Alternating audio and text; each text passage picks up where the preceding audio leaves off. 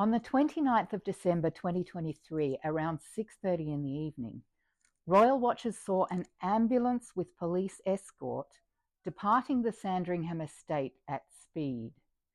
They expressed concern on X for the welfare of the royal family and all those gathered on the estate for Christmas.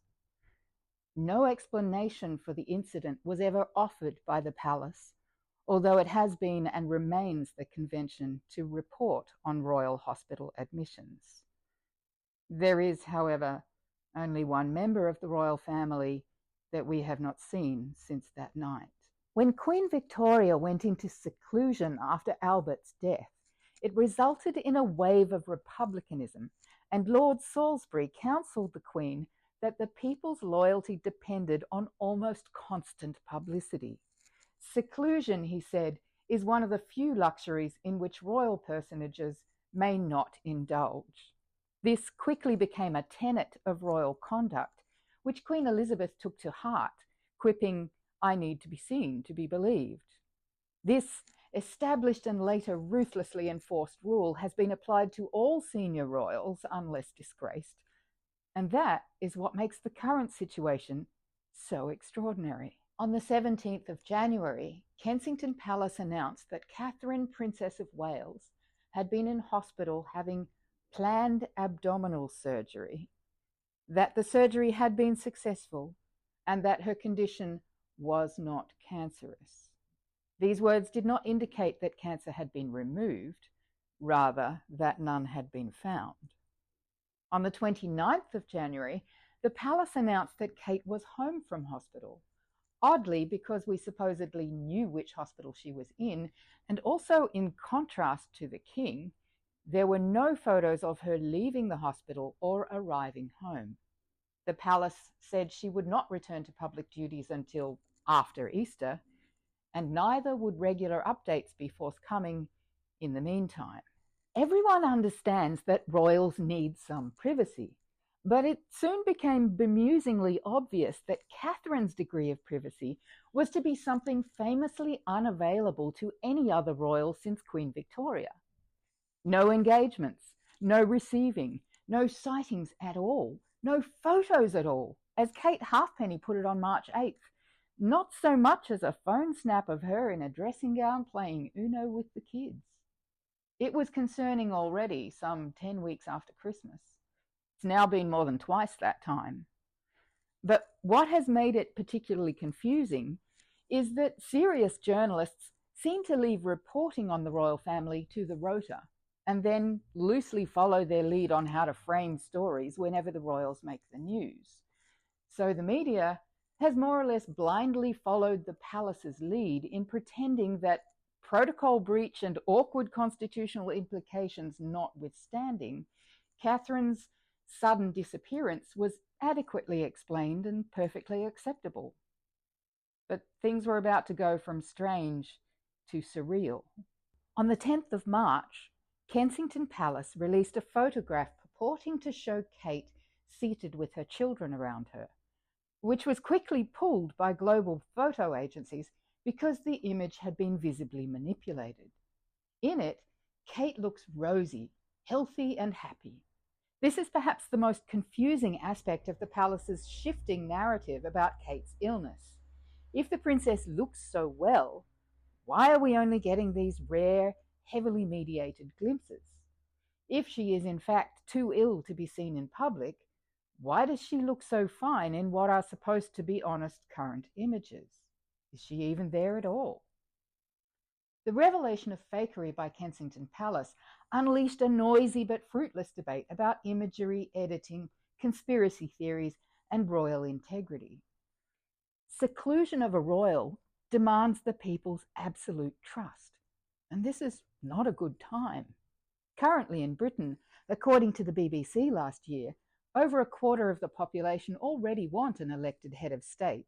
Only 37% of young people want to keep the monarchy, and a failing society is seen as a reason for rising republicanism because the crown is the linchpin of the whole system.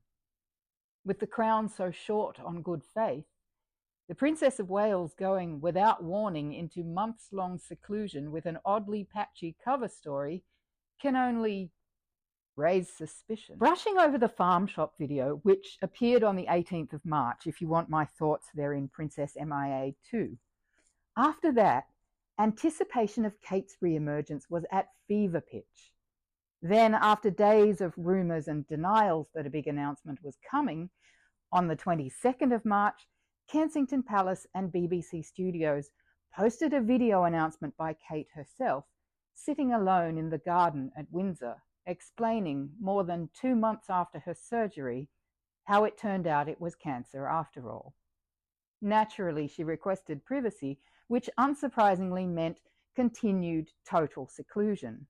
For some odd reason, and again, rather contrary to tradition, no behind-the-scenes photos of the filming session were taken, which only added to the rising sense that things were not necessarily as they seemed. Standard authentication processes were being sidestepped. Speculation aside, we do not know the current condition of the Princess of Wales, except that we are told she is undergoing chemotherapy. All we know for sure is that it is now more than 5 months since she was last seen in public, that none of the few unofficial sightings is very convincing, that the Palace and the Prince of Wales have repeatedly assured us she is doing well but has no return date, and that the most concrete assurance we have of her health is a video of her alone on a park bench, which, although verified by various leading authorities and vouched for by the BBC, is difficult to accept as truth when most experts admit it is already practically impossible to tell well-made AI from the real thing, and this one piece of evidence, if it floats alone in a sea of absence, misdirection, mendacity, and risk. One thing we don't know is whether Kensington Palace is guiding the multitude of vague hearsay reports and commentary about unconfirmed sightings, sources' accounts of the princess's reactions to various events, and Carol Middleton's history of fashionable hats. How much of this fluff is romance-writing rota reporters riffing off palace talking points and media releases designed to give the impression that life is going on in the absence of any of the usual evidence? There could, just imaginably, be some convoluted series of reasons why the king, the senior royals, the senior courtiers, and the entire Kensington Palace PR department decided to waive the rule against seclusion in this case. But the only reason given is that Catherine wants it. And if that is true, it seems a catastrophically unwise decision on their part, and on hers, a grave misreading of her responsibilities. I would not have thought it of her. Does Catherine not understand the people's need for her to be real? Here's the thing, though. If the princess does have cancer, she deserves rest and privacy, but not total seclusion. She's still a princess. Her obligation to active service can be suspended indefinitely, but her constitutional role means her condition, not her medical details, but whether she's alive or dead, well or ill, pregnant or giving birth, her condition impacts directly on the heirs to the throne and is thus always a matter of national interest, open to verification by the state. But here's where it gets spicy. Any domestic accident to her person risks implicating the heir to the throne, who is not above the law. Given Kate's sudden, unexpected, prolonged absence and its inconsistent explanations, if the palace fails to provide proof of life, the statistical suspicion that necessarily falls on the Prince of Wales must be cleared by proper investigation before William can inherit. Because if there's one thing the royal rule against seclusion should prevent, it's the concealment of a princess's inadvertent death. And suddenly the world is divided into people saying, they wouldn't, and people saying, sure they would.